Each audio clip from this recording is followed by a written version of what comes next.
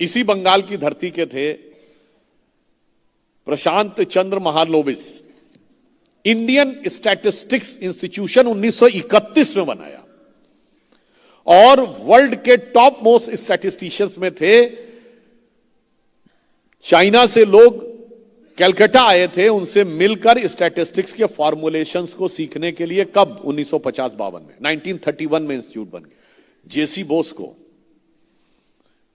Radio waves के father के रूप में स्वीकार किया गया 2012 में international electric and electronics engineers association के द्वारा। यह माना गया कि भले ही मार्कोनी को उसका क्रेडिट दिया जाता है, मगर इक्वली जेसी बोस ने भी उसको अटेन कर लिया था 1896 में। यह ठीक है कि पेटेंट नहीं। और सत्येंद्र नाथ बोस जी ने यह कॉन्सेप्ट 1924 में दे दिया था और आइंस्टीन ने उनके पेपर को एक्सेप्ट किया था, जिसको बोस आइंस्टीन इक्वेशन कहते थे। कितने लोगों ने अमल कुमार रॉय चौधरी का नाम सुना है? अमल कुमार रॉय चौधरी भी आजादी से पहले पैदा हुए इसी बंगाल की धरती के एक बहुत बड़े साइंटिस्ट हैं।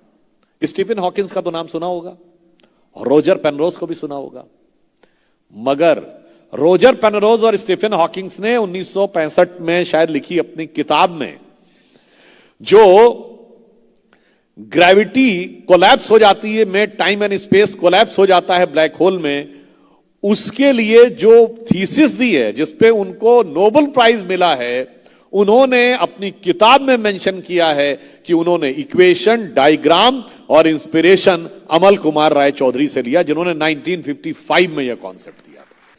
जेसी बोस को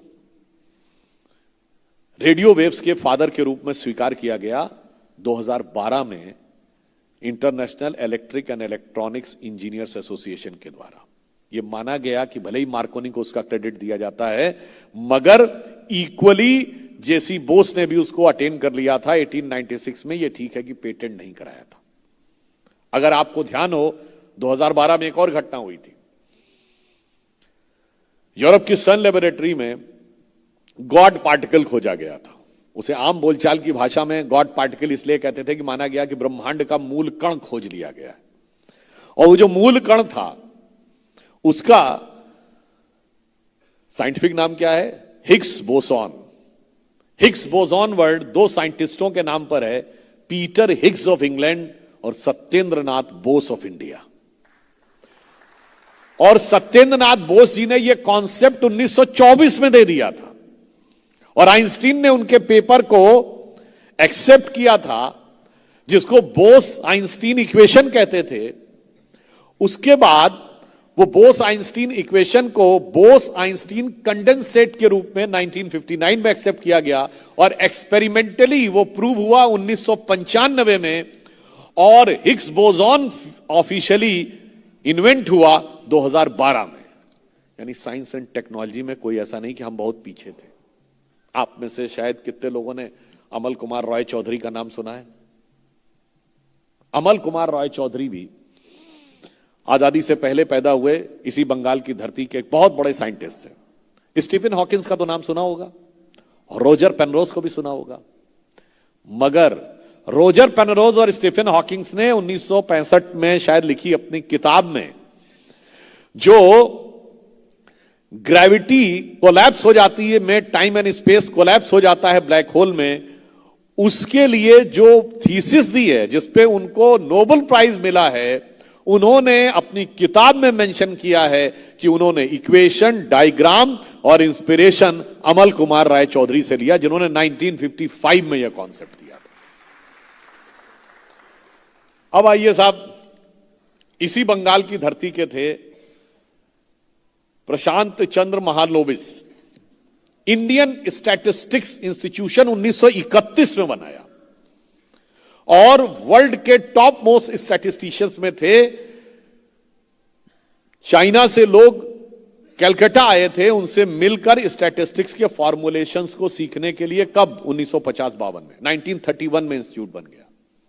इसी बंगाल प्रेसिडेंसी में 1907 में टाटा आयरन एंड स्टील बनी जमशेदपुर में, तब वो बंगाल प्रेसिडेंसी का हिस्सा था। Indian iron and steel company बनी 1920 में। शांति निकेतन 1921 में, विश्व भारती यूनिवर्सिटी 1931 में। अब आप सोचिए, आजादी से पहले की बातें बता रहा हूं।